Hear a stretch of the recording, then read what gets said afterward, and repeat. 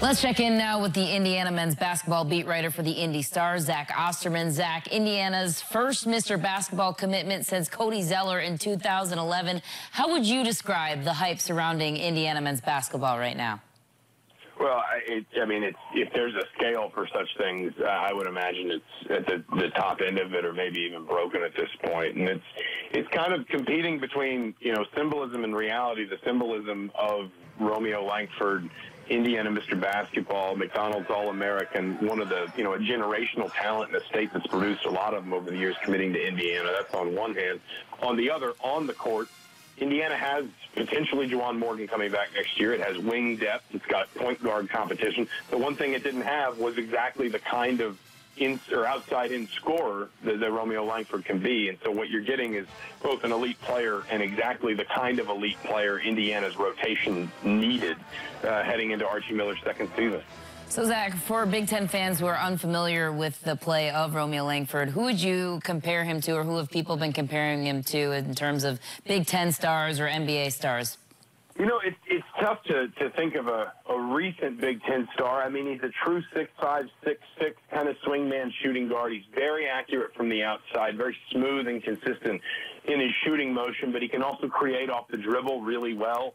You're talking about a guy that, if I think of examples, maybe a guy like Tim Hardaway Jr. or someone like that, but I'm thinking of Tim Hardaway Jr. a couple years into college. Romeo Langford is that right now. But in terms of his skill set, he's already going to be, I think, one of the top 3 or 4 players in the conference. He is just kind of that elite, rounded skill set, or he has that elite, rounded skill set that makes him a potential one-and-done player in college. Romeo Langford wasn't necessarily a lock for Indiana. He said early on he didn't anticipate Indiana being his final choice. So what changed from then to now? I think that Archie Miller really appealed to the family. His defense-first style was something Tim Langford, Romeo's father, mentioned last night.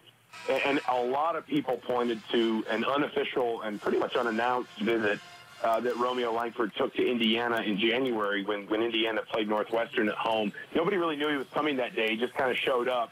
I think it was maybe within an hour of all of us hearing he might be there, he appeared.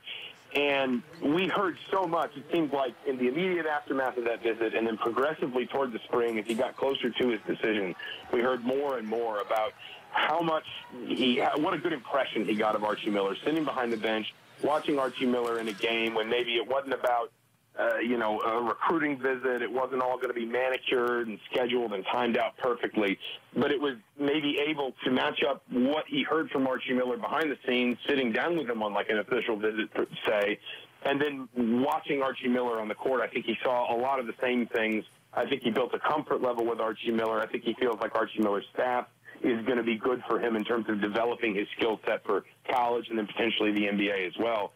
And so all those things just kind of merged together to where Indiana was the right choice. And Zach, Langford adds to an already strong recruiting class for Archie Miller in just year 2. So what does this kind of signing say about the bench boss in Archie Miller? Well, I think it's a big one for Archie Miller, too, because if there's one thing, one of the few things maybe that fans pointed to when he was hired and said, hey, this is a question he might have to answer, he had a lot of success at Dayton.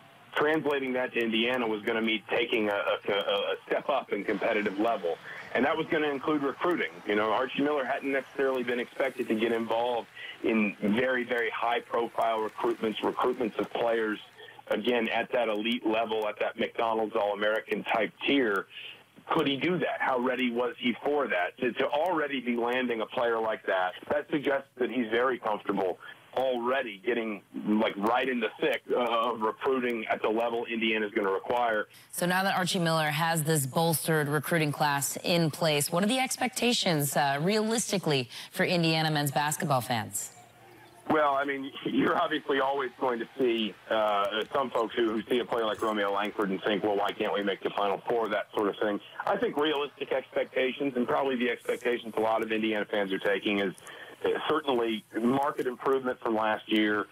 This is all obviously also presuming that Juwan Morgan withdraws his name from the NBA draft and comes back. But substantial steps forward on the court, NCAA tournament team, depending on how things shake out, maybe just a little bit of good fortune. Maybe Indiana's in the Big Ten title race come mid-late February. But I think that from the realistic Indiana fans' perspective, substantial improvement on the court, an NCAA tournament berth, maybe a Big Ten title push if things fall the right way. And then from there, could they make any noise in March? We'll see.